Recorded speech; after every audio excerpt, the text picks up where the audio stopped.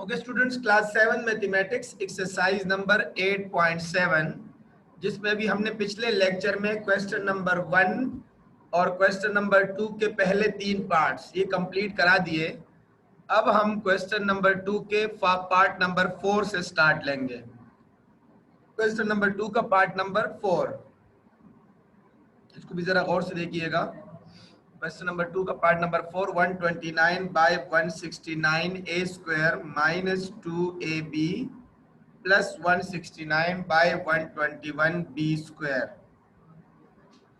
तो ये से क्या बन जाएगा, देख लेना बेटा।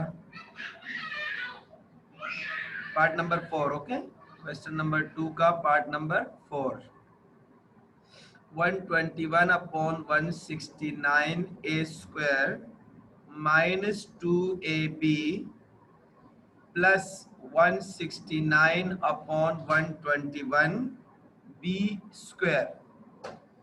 121 को आप लिखिए बेटा 11 और 169 को 13, तो 11 बाय 13 ए का होल स्क्वायर हो जाएगा। यहाँ 169 ऊपर है तो 13 ऊपर आएगा और 11 नीचे आएगा, और इसके साथ b है तो आप b लिख लेना। तो 13 बाय 11 b का होल स्क्वायर, बीच में -2, पहला रोकन होगा 11a अपॉन 13 और दूसरा रोकन होगा 13b अपॉन 11। वही क्वेश्चन से बार बार रिपीट हो रहे हैं। So it will become 11a upon 13 minus 13b upon 11 whole square, and that is the required answer. That is the required answer. So much simple, okay? So much simple. इसमें कोई चीज मुश्किल नहीं है। टाइम ज़ाया किए बगैर हम आगे चलते हैं, क्योंकि काफ़ी अच्छे अच्छे सवाल हमारे नेक्स्ट टारगेट्स में शामिल है। Part number 5,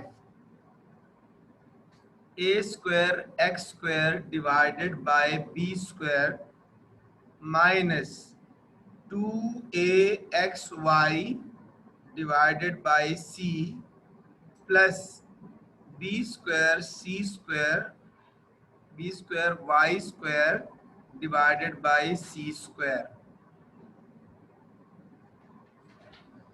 okay, A square x square upon B square को हम ऐसा लिख सकते हैं ए एक्स अपॉन बी का whole square, B square y square divided by C square को हम लिखेंगे बी वाई अपॉन सी का होल स्क्वायर, बीच में -2ab, तो ए एक्स अपॉन बी और बी वाई अपॉन सी। मैंने कहा ना कि सिर्फ आपने पहले रुकन को देखना है और आखिरी रुकन को देखना है, ऊपर यहां देखने की जरूरत नहीं है। तो ये फार्मूला बन गया ए एक्स अपॉन बी आपका पहला रुकन है, -2 का फार्मूला है तो इसका मतलब बीच में माइनस आएगा, बी वाई अपॉन सी आपका दूसरा रुकन है और ऊपर आप होल स्क्वायर डालेंगे। मतलब इस स्टेप के बाद डायरेक्ट ये आ जाता है फार्मूले के तहत। मैं आपको फार्मूले दोबारा लिख देता हूँ, a square minus 2ab plus B square अगर हो तो ये बराबर है a minus b whole square के। तो इस फार्मूले से ये सारे क्वेश्चंस आ जाते हैं। पार्ट नंबर 5 भी कंप्लीट हो गया। जैसे क्वेश्चन नंबर 2 का पार्ट नंबर 6, जैसे कि आप लोग को नजर आ रहा है कि सब पे n डिवाइड है, तो सबसे पहले तो डिवाइडेड बाय n कॉमन आएगा और कोई चीज कॉमन नहीं है। ओके, तो यहाँ रह जाएगा L4 x4, यहाँ रह जाएगा -2 L square m square x square y square, और यहाँ रह जाएगा m4 y4। n सबसे कॉमन चला गया, ठीक है। तो it will become 1 upon n into L4 x4 को वैसे लिख सकते हैं L स्क्वायर x स्क्वायर का होल स्क्वायर, मतलब ये आपका a स्क्वायर बन गया। m4 y4 को m स्क्वायर y स्क्वायर का होल स्क्वायर, बीच में -2ab, तो a की जगह L स्क्वायर x स्क्वायर और b की जगह m स्क्वायर y स्क्वायर। अच्छा, तो ये बच जाएगा बेटा 1 upon n into L square x square minus का फार्मूला बन गया m स्क्वायर y स्क्वायर का whole square and that is the required answer. That is the required answer. समझ आ रही है? पार्ट नंबर 6 कंप्लीट हो गया. पार्ट नंबर 7 को देखें. मैं सारे पार्ट्स करा रहा हूं बेटा, मैंने बीच में एक पार्ट भी स्किप नहीं किया. हालांकि मेरा इरादा था कि मैं कुछ पार्ट स्किप कर लूं, लेकिन फिर मैंने कहा कि चलो सारे करा देता हूं ताकि कोई भी स्टूडेंट किसी भी सवाल में फंस जाए और मैंने रिकॉर्डिंग भिजवाई हो तो आप वो सवाल बाद में भी देख सकते हैं. C d x y plus a square B square d square y square, ये मेरा क्वेश्चन है. ठीक है, सबसे पहले देख ले बेटा, ए स्क्वायर बी स्क्वायर तो पूरे में कॉमन है, वो तो कॉमन चला गया. इधर रह गया c square x square minus 2 c d x y plus d square y square. तो ए स्क्वायर बी स्क्वायर इनटू, अब ये बेटा मैंने जब a square B square common ले लिया ना, तो सबसे a square B square delete हो गया. सबसे कॉमन का मतलब है डिलीट हो गया, चला गया, खत्म हो गया. अब ये बन गया आपके पास सी एक्स का होल स्क्वायर, ये बन गया आपके पास डी वाई का होल स्क्वायर, बीच में माइनस 2 इंटू पहला रोकन सी एक्स और दूसरा रोकन डी वाई.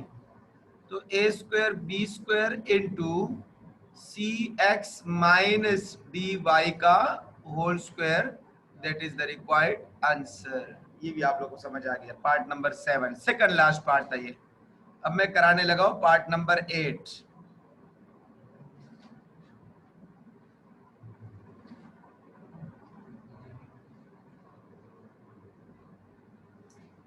ये काफी इंपॉर्टेंट पार्ट है बेटा.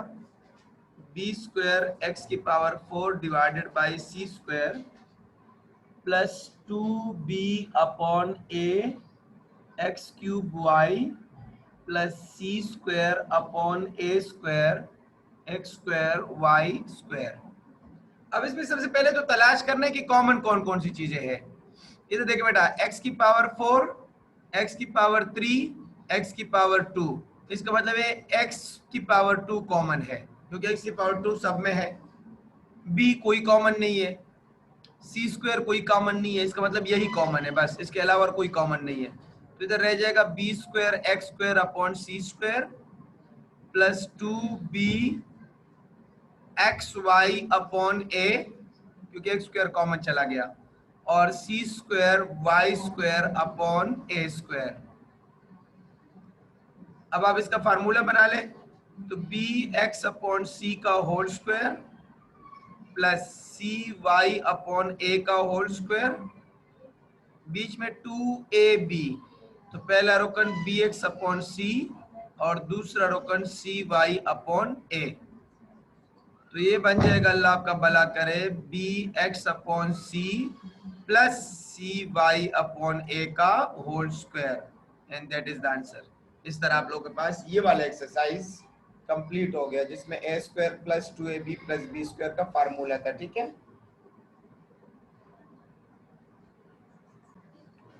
last exercise of this chapter, exercise number 8.8, factorize the following expressions: lx minus my plus mx minus ly. इसको फैक्टराइज करना है. ठीक है, फैक्टराइजेशन कैसे करेंगे गौर से देखिएगा.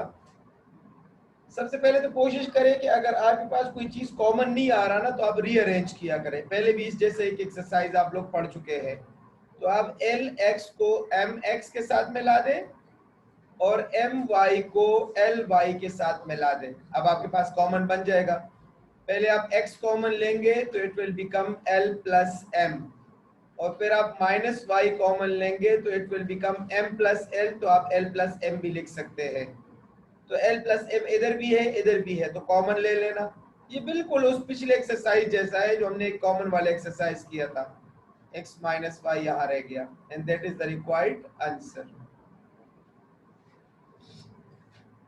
मैं एक दो पार्ट करा देता हूँ, बाकी आप लोग कर लेना क्योंकि बिल्कुल सेम क्वेश्चंस है. मैंने आप लोग को वैसे भी सॉल्यूशन भिजवाए हुए, वो गाइड का लिंक आप लोग के पास है, उधर से भी आप लोग देख सकते हो ताकि हमारा टाइम भी सेव हो. ठीक है, अब देख ले बेटा, ये इन दोनों में से आपने अलग कॉमन लेना है, इन दोनों में से आपने अलग कॉमन लेना है।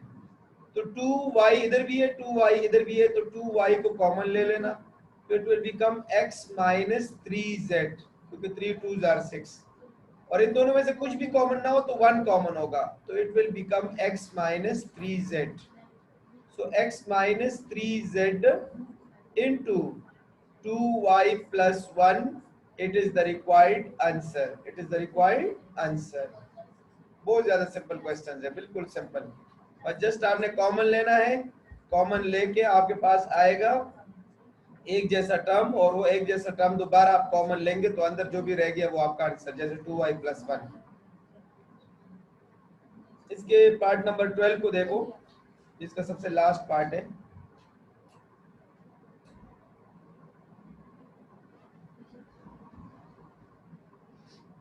L square M square minus 13LM minus 2LM plus 26।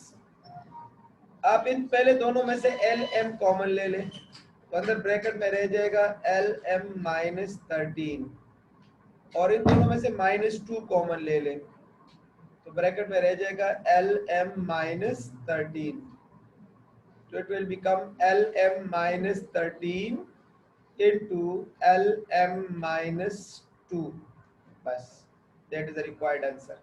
पहला क्वेश्चन हो, दूसरा हो या आखिरी हो, सब के सब एक जैसे सवाल है, इसलिए मैंने इस एक्सरसाइज में ज्यादा क्वेश्चन सेलेक्ट नहीं किए। तो उम्मीद है अभी आप लोगों को समझ आ गई होगी, और आज का लेक्चर हमारा इधर ही तक था, और अभी अगर आप लोगों का कोई क्वेश्चन हो तो आप लोग मुझसे पूछ सकते हैं।